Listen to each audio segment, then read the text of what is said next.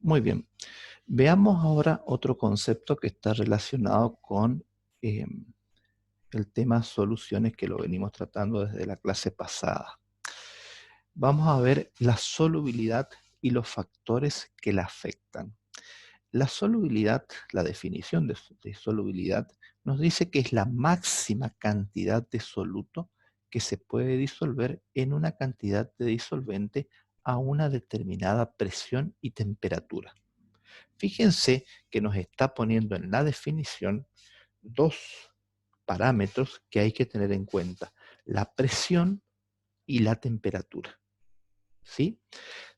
La solubilidad se expresa en gramos de soluto por cada 100 gramos de disolvente. Presten atención además que esta es otra forma de expresar la concentración de una solución. Gramos de soluto por cada 100 gramos de disolvente. Eso sería, ¿no es cierto?, un porcentaje peso en peso, ¿sí? A una temperatura dada, ¿sí? La solubilidad de la sal de mesa, por ejemplo, en agua es de 32,4 gramos por cada 100 gramos de agua. Es decir, que si tengo 100 gramos de agua, lo máximo que voy a poder disolver de la sal de mesa a esta temperatura es 32,4 gramos. ¿Sí? El grado en que una sustancia se disuelve en otra depende de las interacciones soluto-solvente, es decir, de las fuerzas intermoleculares que hay entre el soluto y el solvente, de los puentes de hidrógeno que se puedan establecer, o de cualquiera de las demás interacciones de las cuales yo les he hablado hace unas clases atrás. ¿Sí? Entonces depende mucho de las interacciones que se establezcan entre el soluto y el solvente. De la presión exterior, sobre todo en el caso de los gases, ¿sí? Y de la temperatura. Por ejemplo, si a esta temperatura 100 gramos de agua aceptan 32,4 gramos de sal, si yo aumento la temperatura, va a aceptar un poco más de sal, ¿sí? Va a aceptar, no sé cuánto, no tengo el dato exacto, pero seguro que va a aceptar una cantidad mayor de soluto a esta, ¿sí? Porque esta relación de solubilidad está dada para 60 grados. Si yo aumento la temperatura, lo más probable es que aumente, ¿sí?, la solubilidad de esa sustancia en agua. La presión, esto es fácil de verlo. Por ejemplo, eh, la presión, disculpen, la presión eh, que ejerce el dióxido de carbono en las bebidas carbonatadas. ¿Sí? Cuanto mayor es la presión, mayor es la solubilidad. Por eso, por ejemplo, cuando recién abro una bebida, una gaseosa, tiene mucho gas, ¿verdad? Y eso es ¿por qué? Porque fue ese gas, es dióxido de carbono que se ha disuelto a presión en la gaseosa y está tapada. Ahora, cuando la destapo, el gas empieza eh, a salir, empieza a escaparse y la presión entonces empieza a jugar un papel importante, porque si la gaseosa está destapada, se va a perder gas y cada vez voy a tener menor cantidad de soluto en la solución, ¿sí? Por eso decimos que la presión es un factor que influye en la solubilidad que tiene el, el soluto gaseoso en el solvente, ya sea gaseoso o, en este caso, como les estaba explicando, un solvente líquido. Muy bien. Continuamos. Interacciones soluto-solvente. Lo que les decía anteriormente, cualquiera de las fuerzas intermoleculares puede estar eh, influyendo en la capacidad que tiene el disolvente para disolver ese soluto, ¿sí? dos sustancias, perdón, que tienen el mismo tipo de magnitud de fuerzas intermoleculares serán solubles entre sí.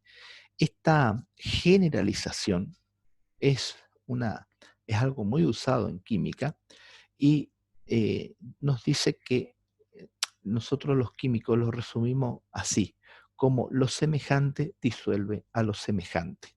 Por ejemplo, las sustancias no polares son solubles en disolventes no polares, ¿sí? Los solutos iónicos y polares son solubles en disolventes polares. Entonces, grábense esta frasecita, lo semejante disuelve a lo semejante. ¿Mm? Y eso tiene que ver con la polaridad, en muchos casos con la polaridad de las moléculas. Cuando tengo una sustancia que está formada por moléculas apolares, seguramente eso se disuelve en un solvente apolar.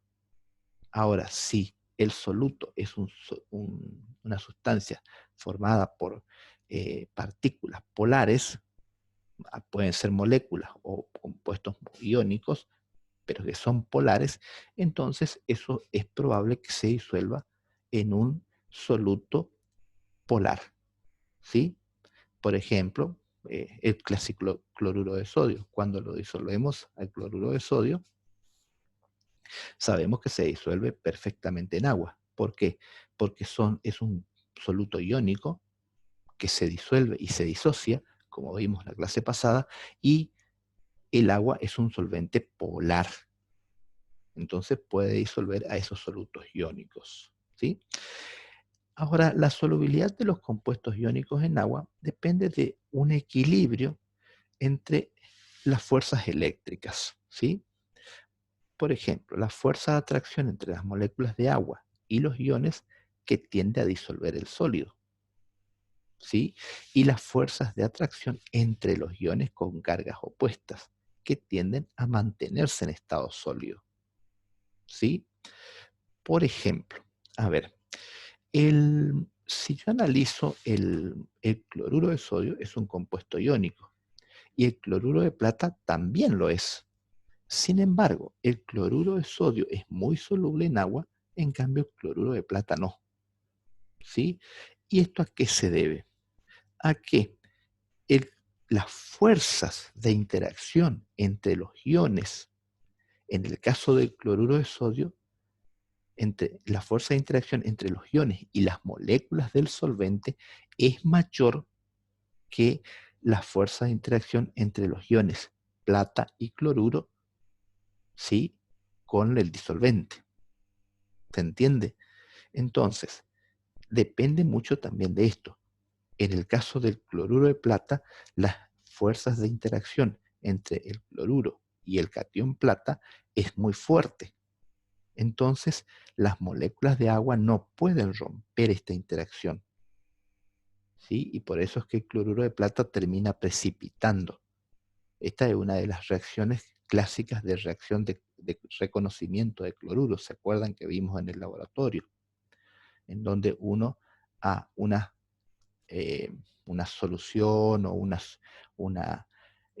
algo que esté analizando en el laboratorio quiere saber si tiene cloruro, lo que hace es agregarle un poquito de nitrato de plata. Entonces, si hay cloruro disuelto, se eh, combina con la plata y se forma cloruro de plata. ¿Sí? Muy bien. Que sabemos que es eh, insoluble en agua. Muy bien. Solubilidad de los compuestos iónicos. Bueno, aquí está un poquito lo que hablábamos también la vez anterior y lo que les mostraba, que al agregar el cloruro de sodio en agua, las moléculas de agua se orientan en la superficie de los cristales, porque uno lo agrega en forma de cristales primero a el cloruro de sodio, ¿sí? Y las atracciones entre los iones, luego de que se disuelve y se disocia, va a ser los cloruros, como les mostré la vez pasada, van a estar con sus átomos, el agua con sus átomos de hidrógeno va a estar apuntando hacia el cloruro. En cambio, eh, el agua con el oxígeno va a estar apuntando hacia el catión sodio, ¿sí? Aquí vamos a diferenciar los términos de solvatación e hidratación. Normalmente decimos que la solvatación ocurre cuando el solvente, cualquiera sea este, rodea a un catión o un anión, ¿sí?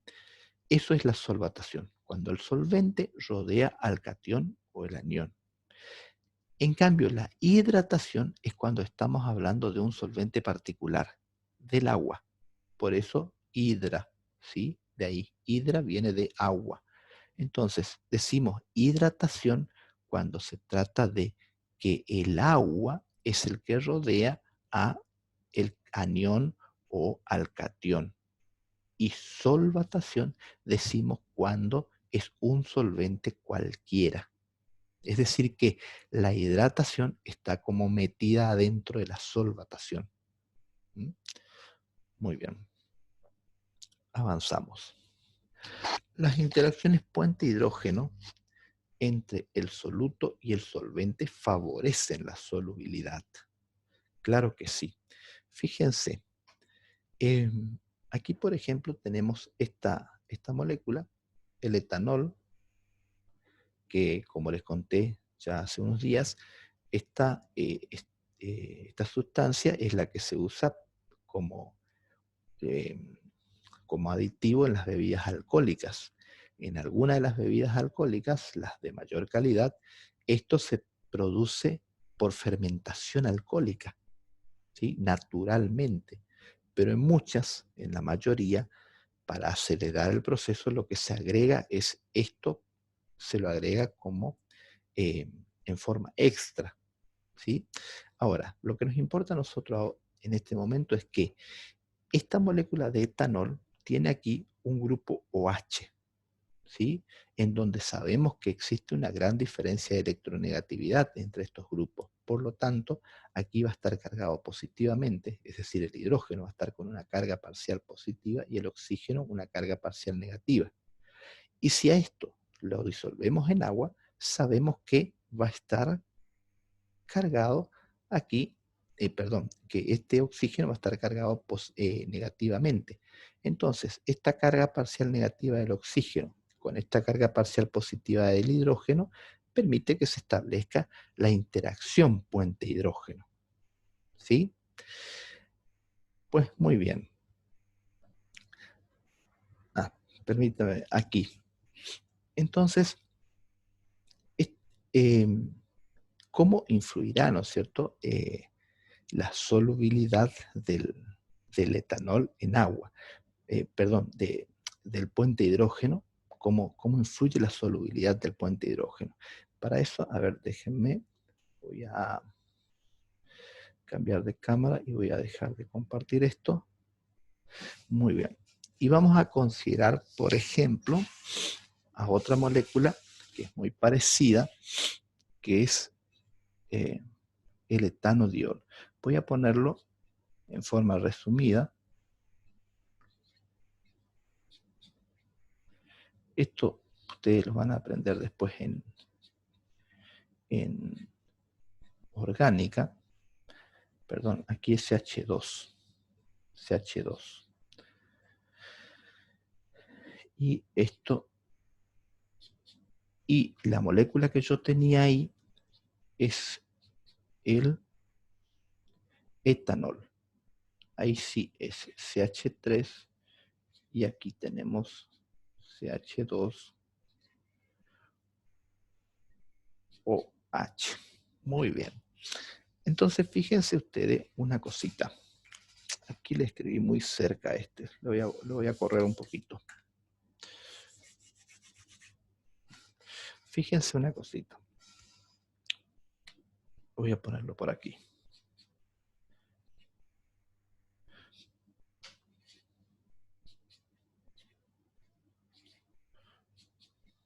Fíjense, esta molécula, como vimos recién, el etanol, es capaz de interaccionar por un puente de hidrógeno con una molécula de agua.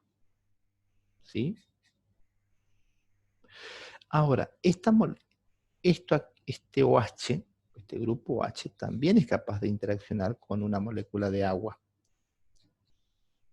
Pero esta molécula, el etanodiol, voy a poner acá, etanodiol, y esto es etanol. ¿Sí? Esta molécula, el etanodiol, tiene dos grupos OH. Entonces es capaz de formar otro puente de hidrógeno con el agua. Entonces, ahora fíjense, tenemos que el etanodiol es capaz de formar, cada molécula de etanodiol es capaz de formar al menos dos puentes de hidrógeno con el agua. En cambio, el etanol solo forma un puente de hidrógeno, al menos un puente de hidrógeno, ¿cierto? Pero es lógico que esto, el etanodiol, ¿sí?, tenga más posibilidades de formar interacciones por puente de hidrógeno. Por lo tanto, esta molécula va a ser más soluble. El etanodiol, este es el más soluble. Es más soluble que el etanol. ¿Sí? ¿Por qué?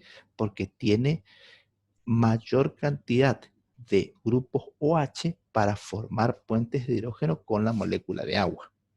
Y siempre hablando con respecto al mismo solvente. ¿Sí? Resumiendo entonces, cuando comparamos la solubilidad de el etanodiol y el etanol en agua, vamos a ver que el etanodiol es más soluble porque tiene dos grupos oxidrilos capaces de formar enlaces de hidrógeno, mientras que el etanol tiene un solo grupo oxidrilo capaces de formar enlaces de hidrógeno.